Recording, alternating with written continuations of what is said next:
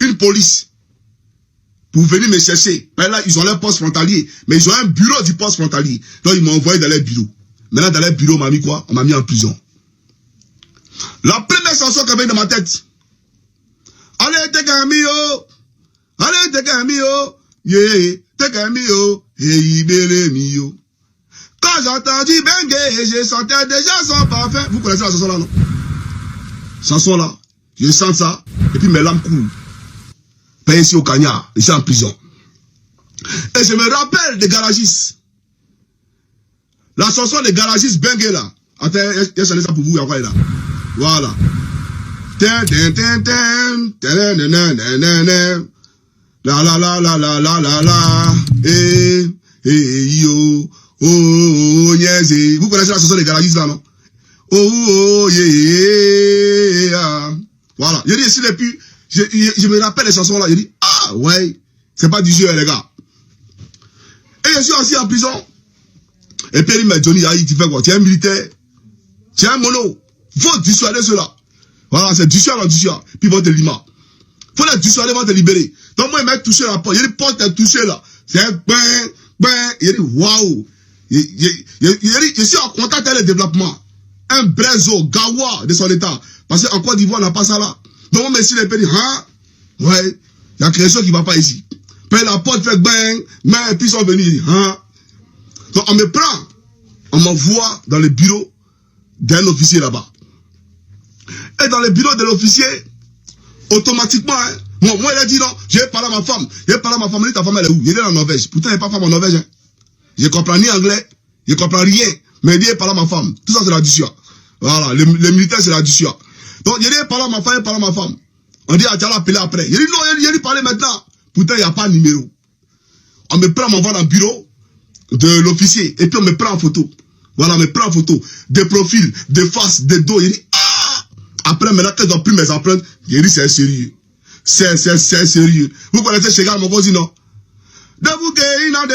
C'est sérieux. Donc, c'est devenu sérieux.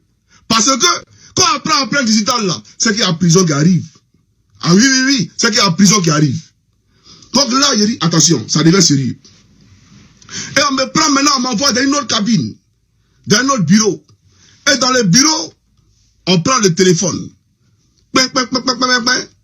Non, avant d'appeler, oui, il a appelé d'abord. Et il attend au téléphone. Bonjour, je suis votre interprète. Je suis tenu au secret professionnel. Mais quand le blanc parlait sa langue, moi, m'était effrayé. Pour moi, tous les blancs, ils parlaient français. Oui, pour moi, c'est les Français, voilà.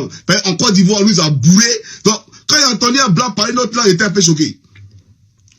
Et la dame maintenant, qui faisait la traduction, elle me dit que l'officier de police qui est en face de toi là, il dit que tu as commis un crime ce matin à la frontière de l'Union européenne.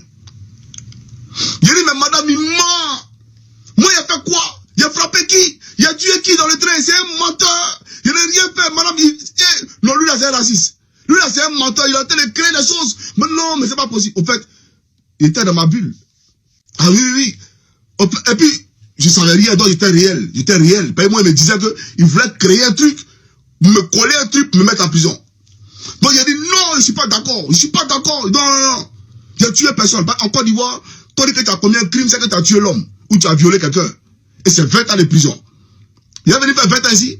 Personne ne sait où je suis. Pourquoi? Non. Ça ne va pas passer comme ça. Donc je ne suis pas d'accord aujourd'hui et puis je ne suis pas d'accord demain. Donc, parole dans parole, il me demande de faire quoi dans la vie. Je n'ai pas te dire. Parce que à l'école de Jean-Marie, on nous a dit, quand tu es corps habillé, que tu décroches et que tu es à l'étranger, il faut jamais dire ta position, il faut jamais donner ton identité réelle, parce que ça devient une histoire étatique. Donc j'ai dit, il n'a pas parlé. Il dit, tu es sûr? Il dit, il ne parle pas. Et comme il insistait, il a vu ça en menace, d'accord? Il a dit, bon, c'est bon. Comme tu veux me mettre en prison, il faut appeler mon ambassade.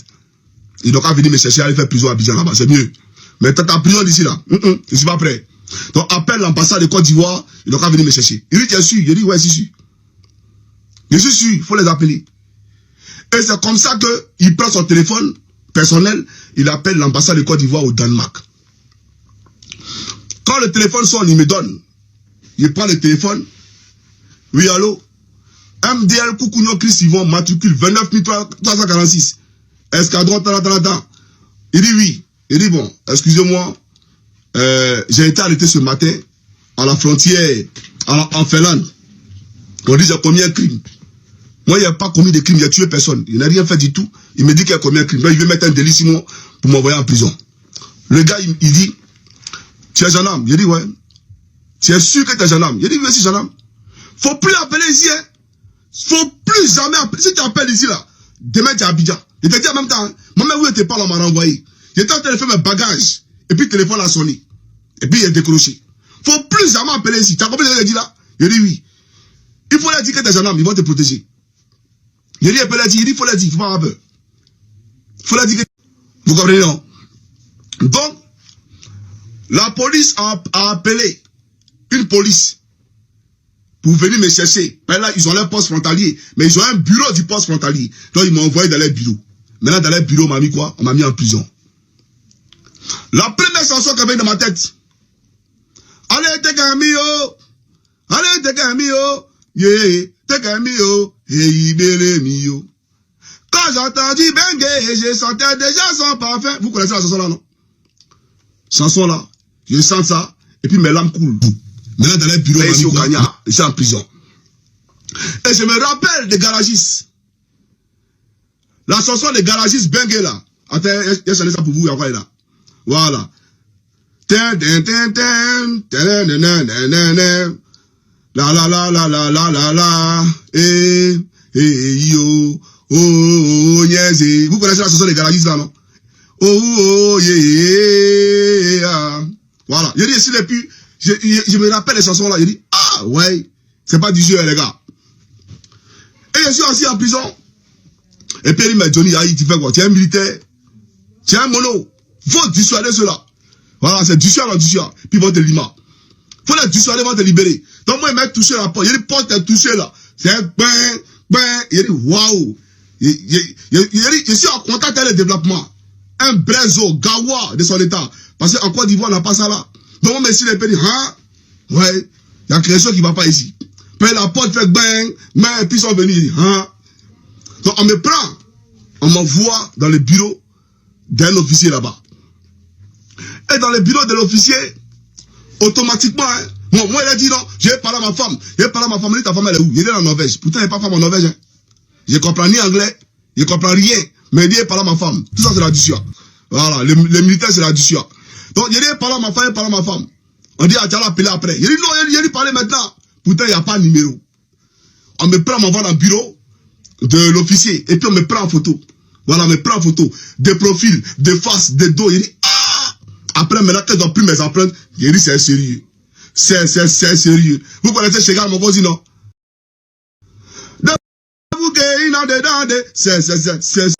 La famille s'est gâtée.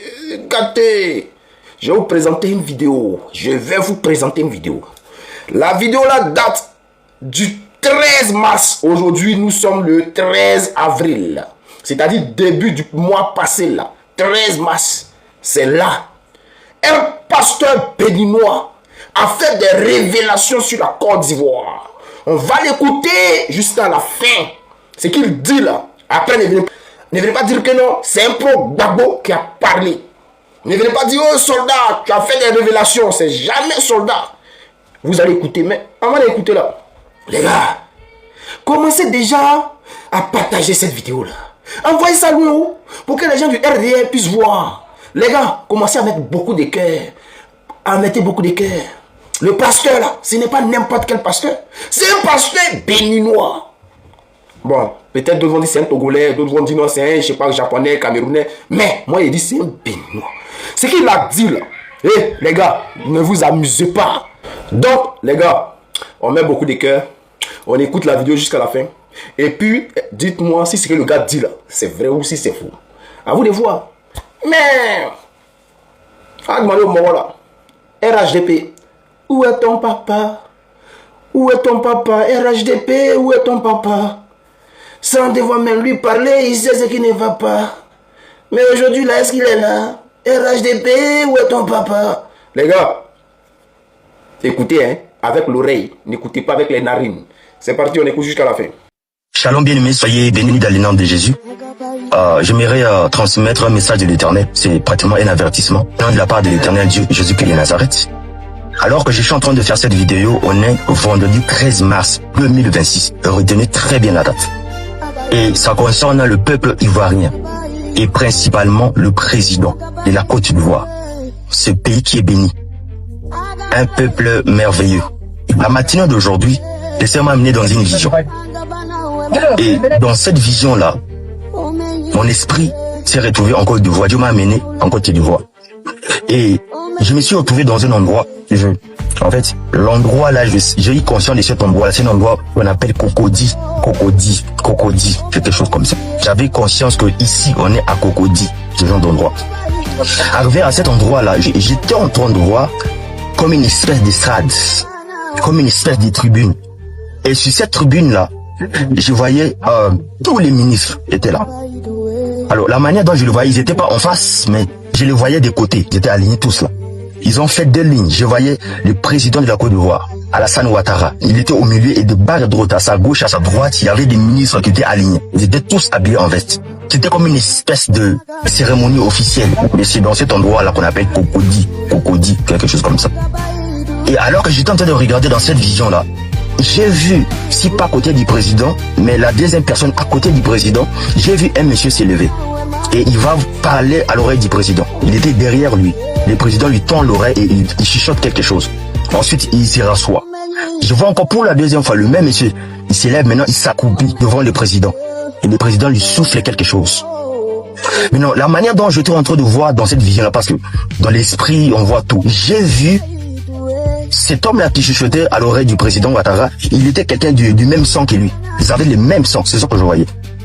En tout cas, dans cette vision-là, c'est comme ça que je voyais. Il avait le même sang que le président de la République. Je ne sais pas déterminer si c'est son frère ou si son fils. Mais en tout cas, cet homme-là était à côté de lui, mais ils avaient le même sang. Cet homme-là, il est membre de son gouvernement, parce qu'il y avait que des gens du gouvernement, des ministres. C'est un ministre, mais je l'ai vu, il a le même sang que le président de la République, que le président Alassane Ouattara. La scène s'est passée à ma gauche.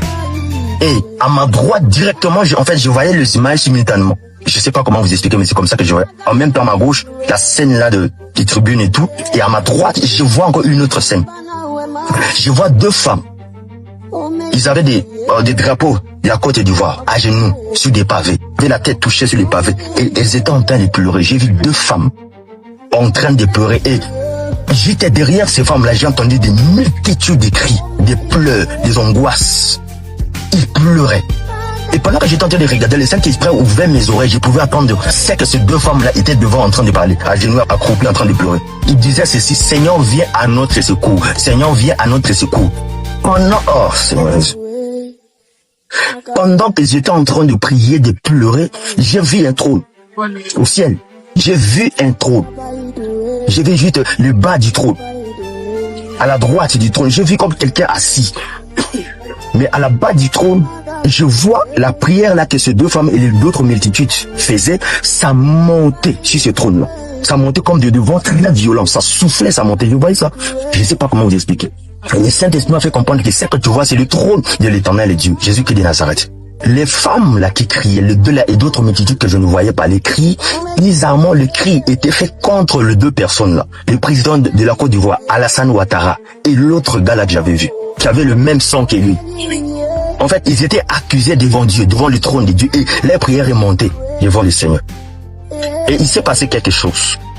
Pendant que moi, j'étais en train de voir cette scène-là, oh Seigneur Jésus, c'est ça que l'Esprit m'a fait. C'est comme s'il m'a communiqué la peine de ces deux dames-là et d'autres multitudes. Ce qui ressentait dans leur cœur directement, aussi moi aussi je commençais à sentir cela dans mon cœur. C'était une peine que je ne peux pas décrire, je ne sais pas comment vous le décrire. Une peine indescriptible.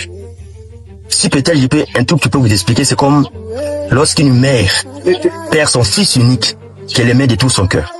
Cette douleur, c'est comme ça que ces gens-là qui étaient à genoux nous ressentaient. Et lorsque je voyais cette scène-là, le Saint-Esprit maintenant commence à m'expliquer. Le Saint-Esprit me dit ceci: ce que tu vois à ta droite, ça représente le peuple ivoirien. Mais c'est lui, par rapport à les prières, qui est arrivé sur mon trône. Des cris, des pleurs, des angoisses, des chagrins, des souffrances. Et j'ai senti cela. Et le Saint-Esprit me dit: les deux là que tu as vus, le président Alassane Ouattara. Et c'est un ministre, mais qui est le même son que lui. Mais les deux là, Dieu les appelle à la repentance. Le temps de la repentance est très court. Ils doivent racheter le temps le plus rapidement que possible pour la repentance. S'ils se répandent pas, les représailles de l'Éternel sera brutales, terrible sur l'air aussi. Les deux là, ils se répandent le plus vite que possible.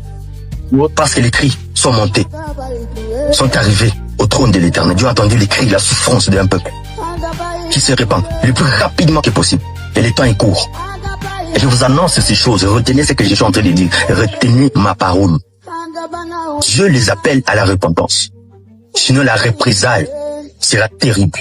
S'ils ne se répondent pas, ils vont pas aimer ce qui va les arriver. Ils vont perdre ces trônes. Je ne sais pas qu'est-ce qui se passe là-bas politiquement.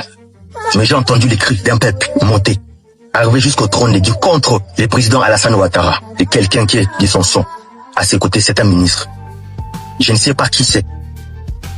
Peut-être les Ivoiriens, vous connaissez qui c'est. Faites-moi le savoir. Quelqu'un qui correspond à cette description. Dieu appelle ces deux-là à la repentance. Parce que ce qu'ils font pleurer ce peuple-là.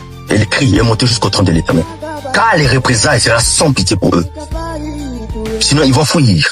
Sinon, ils seront pris. Mais le temps de la repentance est très court et limité. Il y a un de leurs barbares. Ce qui m'a fait du mal, c'est ce que j'ai senti comme cri. Cette représaille-là de l'Éternel, cette répression, ça sera brutal. Que Dieu puisse leur faire grâce. Ce qu'il a dit là, ce que le prophète a dit là, c'est vrai ou ce n'est pas vrai. C'est à vous de voir. Parce que nous, on ne parle plus trop. Quand on parle là, on nous prend pour des gens qui n'aiment pas des gens. Or, nous, on aime tout le monde. On adore tout le monde. C'est la Côte d'Ivoire qui gagne. On est ensemble, les familles. Moi, tout ce que je peux vous demander, si tu n'es pas encore abonné, il faut t'abonner. Si tu n'as pas encore mis un cœur, il faut mettre un cœur. Si tu n'as pas partagé, il faut partager. On est ensemble.